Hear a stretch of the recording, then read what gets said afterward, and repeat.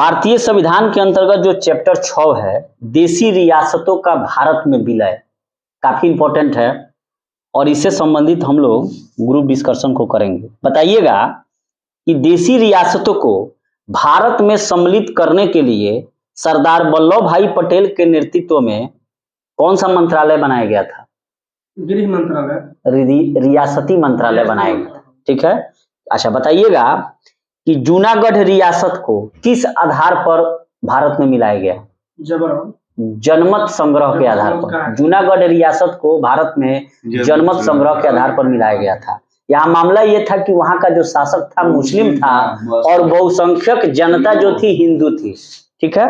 और इसको जनमत संग्रह के आधार पर मिलाया गया। बाद में वो पाकिस्तान भाग गया। हाँ, राजा भाग गया।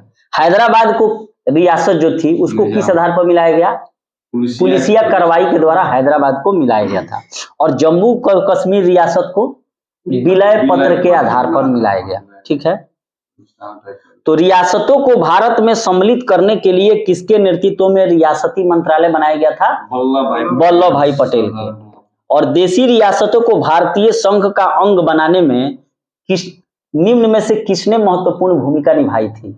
ऑप्शन है Sardar Vallabhbhai Patel, option B BP Menon, option C BK Krishna Menon, option D एक से अधिक, ऑप्शन ई इनमें से कोई नहीं। एक से अधिक कौन कौन होंगे? बीपी मेनन और सरदार, हाँ, बीपी मेनन होंगे और सरदार वल्लभ भाई पटेल होंगे। ठीक है।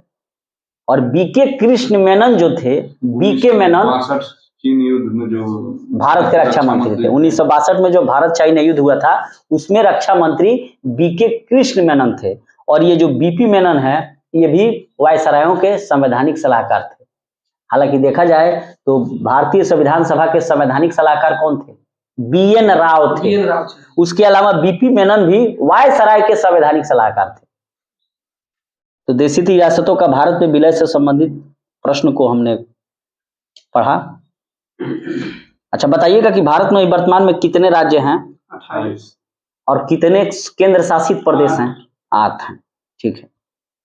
अच्छा, दादर नागर हवेली और दमन दीव के विलय के पश्चात उसकी राजधानी कहाँ बनाया गया है? दमन बनाया गया है। दादर नागर हवेली और दमन दीव को मिला दिया गया है और उसकी राजधानी को कहाँ बनाया गया है? दमन को बनाया गया है।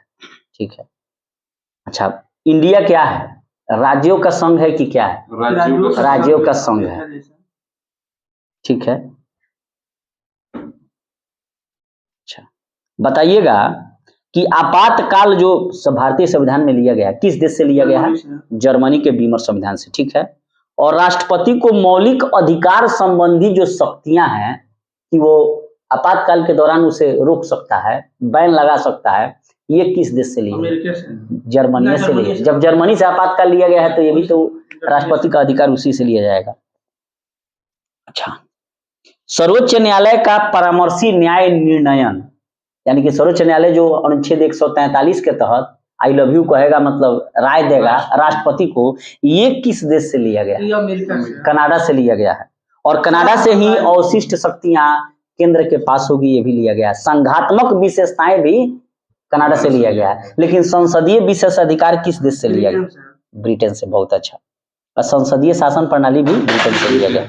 बताइएगा कि भारतीय संविधान की 8वीं अनुसूची में सिंधी भाषा को कब जोड़ा गया? 1967 में जोड़ा गया, 21वें संविधान संशोधन से। ठीक है। बताइएगा कि लिखित संविधान की अवधारणा किस देश की देन है? फ्रांस की देन है। लिखित संविधान की अवधारणा फ्रांस की देन है। और भारतीय राजनीतिक व्यवस्था में सर्वोच्च कौन है? संविधान है। भारतीय राजनीतिक व्यवस्था में संविधान जो है सो सर्वोच्च है। अच्छा, किसे जो है संविधान की कुंजी कहा गया है? प्रस्तावना को। ठीक है। नेक्स्ट बताइएगा कि प्रस्तावना के अनुसार संविधान के अधीन समस्त शक्तियों का केंद्र बिंदु कौन है? फिर बात नहीं समझ, संविधान तो खुद कह रहा है। भारतीय संविधान यह कहता है कि प्रस्तावना के अनुसार संविधान के अधीन समस्त शक्तियों का केंद्र बिंदु कौन है? भारत की जनता। शक्ति पूछ रहे हैं। कहने का मतलब यह है कि भारतीय राजनीतिक व्यवस्था में सर्वोच्च कौन है, तो संविधान। और प्रस्तावना के अनुसार संविधान यह कहता है कि सभी शक्तियों का सेंटर पॉइंट कौन है, भारत के जनता। तभी ना लिखता है, हम भारत के लोग भारत को एक प्रभुत्व संपन्न समाजवादी पंथ निरपेक्ष लोकतंत्रात्मक गणराज्य बनाने की संकल्पना प्रस्तुत करते हैं।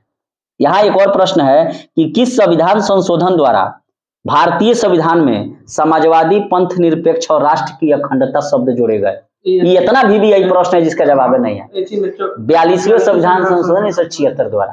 एक चीज हमेशा याद रखिएगा, जब भी कहेगा कि जोड़े गए तो सीधे मारना है 42वें। अधिकतर प्रश्न उसी से सही हो जाता है। हटाए गए तो 44वें। तो भारतीय संविधान में समाजवादी पंथ निरपेक्ष एवं राष्ट्र की अखंडता 42वें संविधान संशोधन 1976 के द्वारा जोड़ा गया। अच्छा बताइएगा कि भारतीय संविधान की प्रस्तावना में कितने प्रकार के न्याय का उल्लेख है? 3 प्रकार का, सामाजिक, आर्थिक और राजनीतिक। कितने प्रकार की स्वतंत्रता का उल्लेख है? 5 प्रकार की। विचार, अभिव्यक्ति, विश्वास, धर्म और उपासना। कितने प्रकार की समानता का उल्लेख है? प्रतिष्ठा एवं अवसर का 2 प्रकार की। प्रतिष्ठा एवं अवसर 2 प्रकार की हो गए। बताइएगा कि विश्व के किस देश का संविधान सबसे बड़ा लिखित संविधान है? भारत का है। और सर्वाधिक व्यापक संविधान भी भारत का है। और भारत का संविधान क्या है? अंशतः कठोर एवं अंशतः लचीला। कुछ कठोर नहीं, लचीला है। बताइएगा कि भारतीय संविधान तैयार करने में किस भारत अधिनियम का गहरा प्रभाव पड़ा? भारत शासन अधिनियम 35 का। ठीक है, बताइएगा कि संविधान सभा के समक्ष उद्देशिका प्रस्ताव किसने प्रस्तुत किया?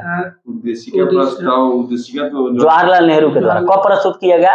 13 दिसंबर 1946 को। और उसी उद्देशिका प्रस्ताव से ही संविधान सभा का कार्य शुरू हो गया। बताइएगा कि संविधान संशोधन की प्रक्रिया का प्रावधान एवं राज्यसभा के सदस्यों का निर्वाचन किस देश से लिया गया है? राज्यसभा के सदस्यों का निर्वाचन लिया गया साउथ अफ्रीका से। और संविधान संशोधन अनुच्छेद 368 उसी से लिया गया। राज्यसभा में राष्ट्रपति कितने व्यक्तियों को मनोनीत कर सकता है? 12 ही करता है बस। लोकसभा वाला जो 2 था उसको 2019 से हटा दिया गया है। विधि द्वारा स्थापित प्रक्रिया किस देश से लिया गया है? विधि द्वारा स्थापित प्रक्रिया जापान से। और जापान का राष्ट्रीय पक्षी का क्या नाम है? आइबिस। बताइएगा कि समानता, स्वतंत्रता और बंधुत्व का आदर्श किस देश की क्रांति से लिया गया? रूस की क्रांति। फ्रांस की क्रांति से लिया गया है 1789 में। रूस की क्रांति तो बोल्शेविक क्रांति 1917 में हुई थी। तो समानता, स्वतंत्रता और बंधुत्व और गणतंत्रात्मक एवं ये सब जो चीजें हैं फ्रांस की क्रांति से ली गई हैं। बताइएगा कि उद्योग एवं आपूर्ति मंत्री, स्वतंत्र भारत के पहले मंत्रिमंडल जो 1947 में गठित हुआ उसमें उद्योग एवं आपूर्ति मंत्री कौन था? श्यामा प्रसाद मुखर्जी, जो भारतीय जनसंघ के संस्थापक थे 1951 में। और यहीं आगे चलकर पार्टी 1980 के आसपास बीजेपी बन जाती है जब अटल बिहारी वाजपेयी के हाथ में आती है भारतीय जनता पार्टी। बताइएगा कि संविधान सभा में महिला सदस्यों की कुल संख्या कितनी थी? 8 थी। 15 थी। सब गलती बता रहे हैं। संविधान सभा में महिला सदस्यों की संख्या 15 थी। नेक्स्ट बताइएगा कि जब कैबिनेट मिशन 1945 में उसका मैंने कहने के बाद 46 में जब भारत आया और अंतरिम मंत्रिमंडल जब गठित हुआ 2 सितंबर 1946 को, तो उसमें नेहरू सहित कुल कितने व्यक्तियों ने शपथ लिया? 12। बिल्कुल सही है। 11 प्लस 1 12। बिल्कुल ठीक है। अच्छा, तो 2 सितंबर 1946 को तो गठन हो गया। तो इसमें मुस्लिम लीग जो है अपने 5 सदस्यों के साथ कब शामिल हुई? 26 अक्टूबर 1946 को। डेट याद रखना है। अच्छा बताइएगा कि अंतरिम सरकार में श्रम विभाग किसके पास था? जगजीवन राम के पास था। रक्षा जो था बलदेव सिंह के पास था। आसफ अली के पास रेलवे था अंतरिम सरकार में। सी राजगोपालचारी के पास शिक्षा था। अच्छा, स्वतंत्र भारत के प्रथम शिक्षा मंत्री कौन थे? अबुल कलाम आजाद। उन्होंने ही पुस्तक लिखा है इंडिया मीन्स फ्रीडम। बताइएगा कि किस समिति की संस्तुतियों यानी कि रिपोर्ट के आधार पर भारतीय संविधान सभा का निर्माण किया गया? कैबिनेट मिशन 1946, और उसके अध्यक्ष कौन थे? Pethick Lawrence. बार बार पूछा जाता है। 3 गो व्यक्ति थे, पैथिक लॉरेंस, स्टोफेड क्रिप्स और एबी अलेक्जेंडर। एबी अलेक्जेंडर क्या था? नौसेना मंत्री था। अच्छा बताइएगा कि संघ संचालन समिति के अध्यक्ष कौन थे संविधान सभा में? संघ संचालन समिति के अध्यक्ष थे डॉक्टर राजेंद्र प्रसाद। संघ का मतलब है केंद्र, तो बढ़िया पोस्ट है नू, तो जवाहरलाल नेहरू लेंगे नू। और संचालन समिति का अध्यक्ष राजेंद्र प्रसाद। जितना भी आएगा संघ शक्ति समिति उस सबके हो जाएंगे। जहां जहां संघ शब्द आएगा जवाहरलाल नेहरू होंगे, बाकी छोटा मोटा पोस्ट इन लोगों को मिला है। संचालन समिति राजेंद्र प्रसाद। देखिए अब यही देखिए, संघीय संविधान समिति, संघ शक्ति समिति, संघ संचालन समिति, ये सब कौन लगा? जवाहरलाल नेहरू। केंद्र हो। हाँ, बढ़िया पोस्ट वो लेंगे। अच्छा बताइएगा कि डॉक्टर राजेंद्र प्रसाद को संविधान सभा के अस्थायी अध्यक्ष कब बनाया गया? दिसंबर 1946 को। ठीक है। अच्छा बताइएगा कि भीमराव अंबेडकर का संविधान सभा में पहली बार निर्वाचन कहां से हुआ था? बंगाल से, और दूसरी बार महाराष्ट्र से। बहुत है। अच्छा बताइएगा कि प्रथम आम चुनाव कब हुआ था? 51-52 में। ठीक है, प्रथम आम चुनाव 51-52 में हुआ था। ठीक है। भारतीय संविधान लागू कब हुआ था? 26 जनवरी 1950 को। ठीक है। संविधान सभा की अंतिम बैठक कब हुई थी? 24 जनवरी 1950 को। और इसी दिन राष्ट्रगान और राष्ट्रीय गीत को अपनाया गया। 22 जुलाई 1947 को झंडा को अपनाया गया था। अच्छा बताइएगा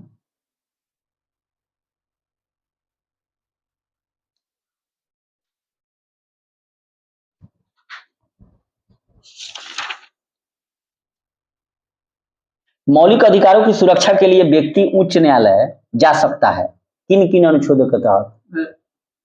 मौलिक अधिकारों की सुरक्षा के लिए व्यक्ति उच्च न्यायालय जा सकता है किन किन अनुच्छेदों को लेकर? अनुच्छेद 32 एवं अनुच्छेद 226 के अंतर्गत।